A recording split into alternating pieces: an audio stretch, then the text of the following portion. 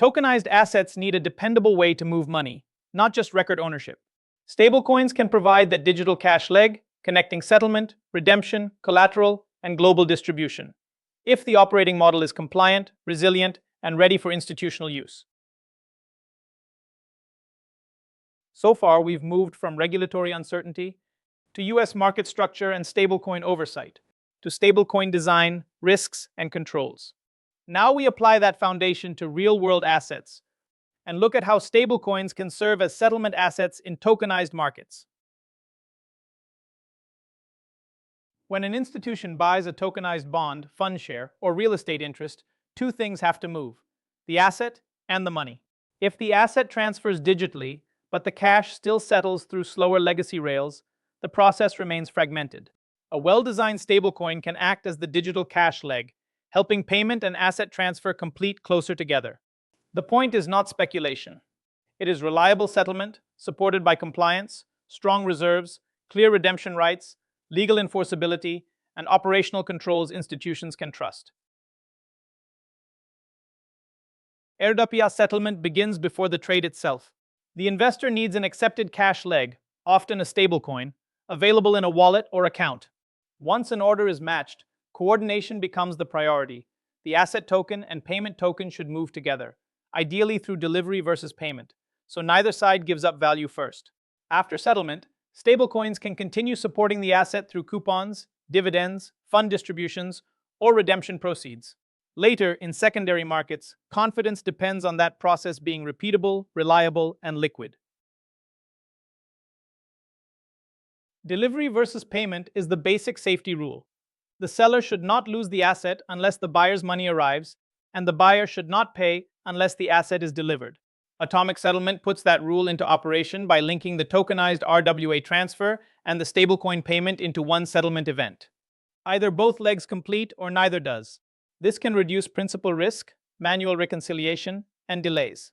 But the technology only works if the legal side is clear: who owns the asset, what the token controls, and when payment is final. A fast blockchain transfer is not the same as final settlement. Technical transfer means the ledger updated. Operational confirmation means the institution can reconcile the transaction, check risk, and process it. Legal finality means the recipient has enforceable rights, and the transfer cannot be unwound except under defined legal remedies. For real-world assets, that depends on contracts, custody, governing law, and the asset itself. For stablecoins, it depends on issuer promises, redemption terms, reserves, and transfer rules. The executive question is simple: is it fast, confirmed, or legally final? Programmable settlement can move reconciliation from an after-the-fact cleanup exercise into the transaction itself. A stablecoin payment can carry references to the asset, the trade, investor eligibility, and required compliance checks.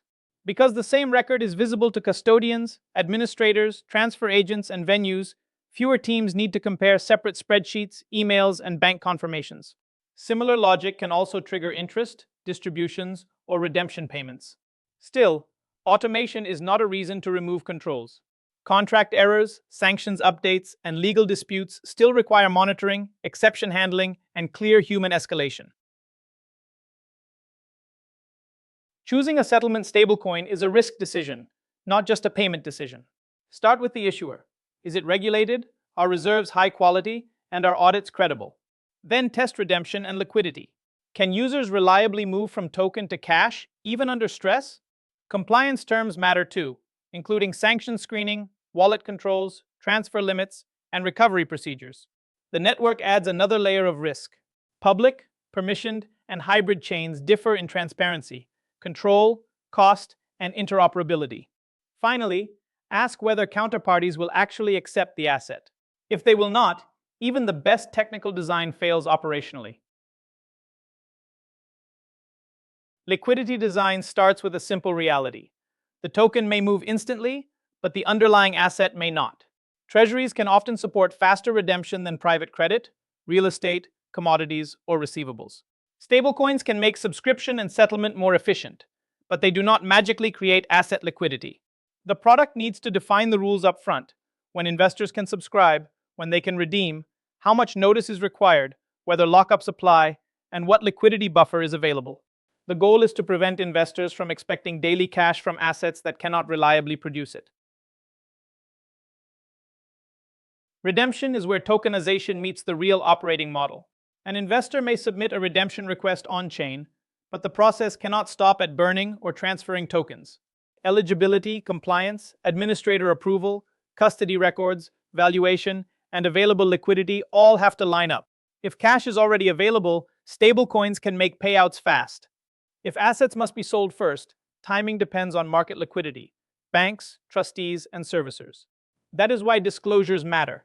Investors need to understand redemption windows, fees, gates, delays, valuation methods, and what happens during stressed market conditions. In a tokenized treasury product, stablecoins can make secondary trading feel much more continuous. But they do not create liquidity by themselves. Market makers still need inventory, both fund tokens and stablecoins, so they can quote bids and offers, manage spreads, and settle quickly. Market quality depends on depth, redemption confidence, and dependable banking access when stablecoins must convert back to fiat.